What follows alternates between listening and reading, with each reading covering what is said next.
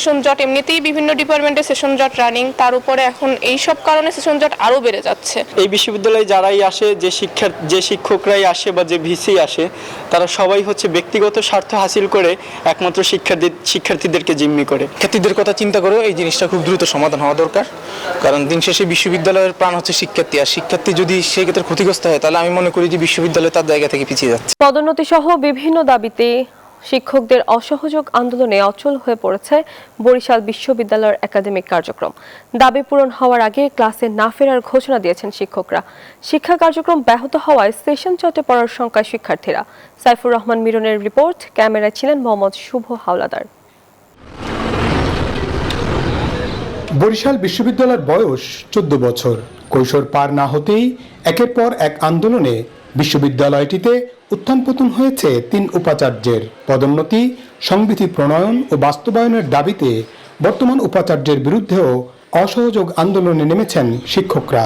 এতে বন্ধ রয়েছে শিক্ষা কার্যক্রম। শিক্ষকদের অভিযোগ, ইউজিসির সংবিধির দোহাই দিয়ে পদোন্নতি আটকে দেওয়া হয়েছে। সমস্যার সমাধান না হওয়া পর্যন্ত পাঠদানে ফিরতে চান না তারা। এই প্রসিডিউরে যে ন্যায্যতা যদি শিক্ষকরা পান, অধিকারটি পান পদোন্নতির, সেটি শিক্ষার্থীরাও লাভবান হবে। দুর্ভাগ্যজনক যে আমরা আমাদের সেই প্রাপ্য জায়গাগুলো আমরা পাই না।